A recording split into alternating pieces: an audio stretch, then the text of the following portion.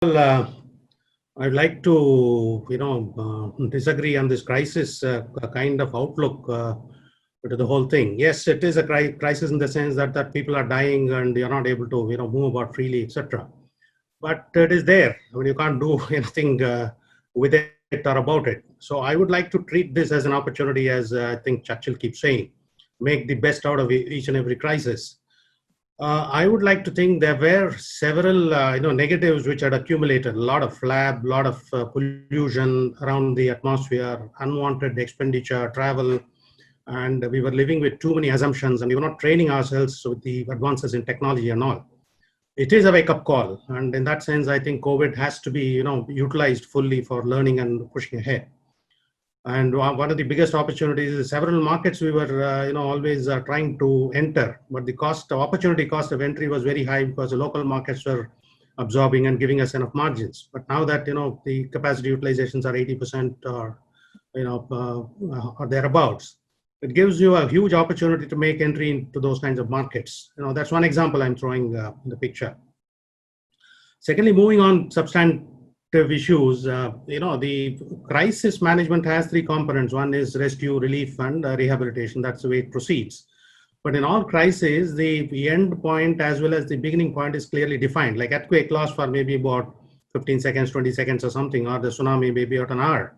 So you know what is the end point and you can move ahead. But COVID is different in that sense. You don't know where the end point is. So the first thing, this one is continuous revision of your, cash flows with building and huge cushions. But what I have done is borrow as much as this one. Liquidity is the king. Borrow as much as you want. You pay a lot of this one, but you keep depositing it in GOI or any other risk-free securities. You may incur a couple of points as loss, but I treat it as the insurance of corporate failure, against corporate failure. And I know within the next 12, 15, 18 months, it's going to subside. And I can always recoup by paying back all other liabilities which have residual maturity, which are at higher rates of interest. Or if not, I can even look for business opportunities to invest. So I'm treating this liquidity cost as primarily a insurance against corporate failure. And regarding, the one way to tackle this is you have huge establishment costs, but luckily the various things automatically kick in, like, direct taxes, you have to pay much less. Variable pay component, have to pay much less. Advertising, you don't do much, and much of the sales incentives also roll back. On top of it, the travel and office costs, etc., also are rolled back. These are fantastic learnings for the future as we go along and go forward. I am sure many institutions will institutionalize all this and make it part of their regular, operations. And this is going to be a fantastic learning as well as a positive effect on businesses in trimming their costs and overhead costs, fixed expenses, which used to be in our case, let's say about 20% or something. In many other cases, ranging anywhere from 15 to 25%, is going to be cut in half, in my opinion, after the so-called new normal. The way I look at it is a bit differently. Bleak is, you mentioned bleak, but bleak is really in the short term, and largely I think it's behind us. I would like to call it really the new normal. The new normal, and what we need to do as businesses is really use this inflection point to see how do you really reimagine the business. So what do you mean by that? Reimagining is really saying what are we going to stop doing and what are we going to start doing. For a business like ours, which has a various portfolio and a conglomerate like ours, I think one of the first things which we are looking at is really the portfolio. How complementary it is, B2B versus B2C. What is the capital allocation which is really happening in each, and therefore the measures in each of these businesses is very different based on the dynamics of that particular business. If you take the B2C example, largely the FMCG business, one of the way which, resilience is really what I call is about new product introduction. That's one way we have been responding to it. So largely, if our FMCG business was in personal care and home care, we are looking at a lot more products on the health and hygiene side, because clearly we can see a consumer demand around that. People are shifting towards that. So how do you really kind of push those new product into the market? Secondly, it was also an opportunity for us to take some of our global products into India, because more than 50% of our revenues comes from overseas and brands which are not in India. So we really use this as an opportunity to lift and shift some of those and actually get them to the largely to the Indian masses. Secondly, on the B2B side also, we have examples of our businesses producing new products like ventilators, health tunnel.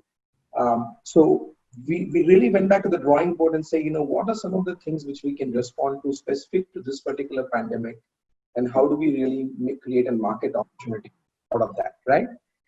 And let me tell you, one of the learnings in, let's say, new product introductions, people would argue that a typical new product introduction will take in an FMCG business anywhere between, say, 8 to 9 months in a traditional company. But what we have really done is really managed to do this in the last 3-4 months, which also what the pandemic has done is really proved as a catalyst for us to relook at what some of the startups are doing, because they're able to launch these products much faster. And we have been able to reorient the thinking of the organization to say, how do we really move fast and how do we really move smart in the time which we have.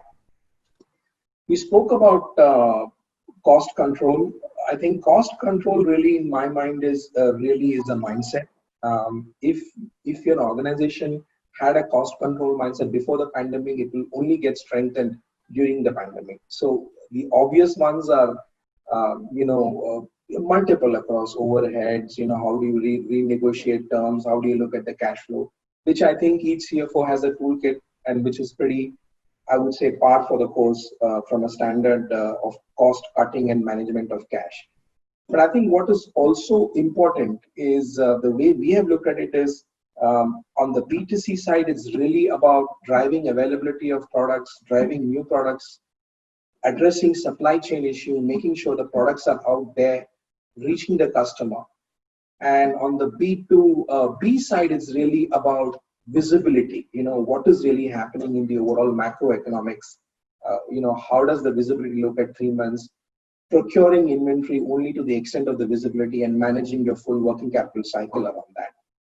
Lastly, I would say is that the pandemic has avoided, and as I said, a new normal.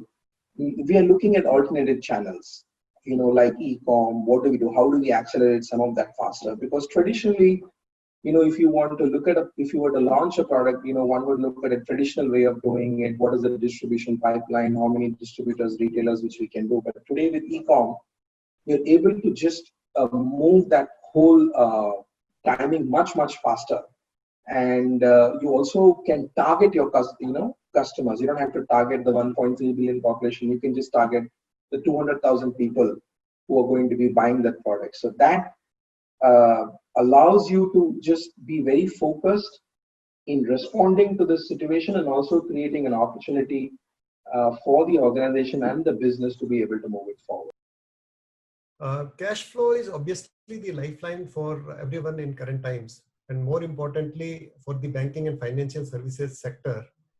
If we just look around, all the big names in the BFSI industry, whether banks or NBFCs, are just going about raising capital. Some who had ready access have already done so, and others who are also exploring options.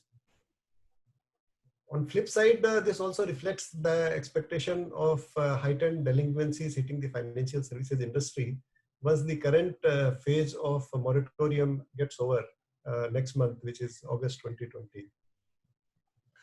The economic activity is nowhere near normal, and it is likely to take time to reach to normalcy. I would take an example of the commercial vehicles. Unless the commercial activity reaches normal level, the available capacity cannot be utilized. This means those who are at the bottom of the pyramid, those who do not have adequate pull to get business, they would be sitting on idle capacity. And how would they service their borrowings? That is where the concern comes from. We have seen that the banks and NBFCs have over last few months or few last days declared their results and said that their collection efficiencies have now reached to maybe 60, 70, 80 or 90%. But I would say that the real pain will come in the balance 10%, which is the bottom of the pyramid. And one more factor I would just like to touch upon is the when do you realize that the risk has significantly increased? You realize it when the delinquencies start hitting. Right now, we are not living in normal times. These are abnormal times when you are having moratorium. It is only when the delinquencies stare you in the face. Once the delinquencies start hitting, and which will be after the moratorium, that you would realize what the problem is. And that's when you will really see that the liquidity has suddenly gone out, because people will be extremely risk averse then, having seen the delinquencies from very close. And they will stop lending or significantly reduce lending.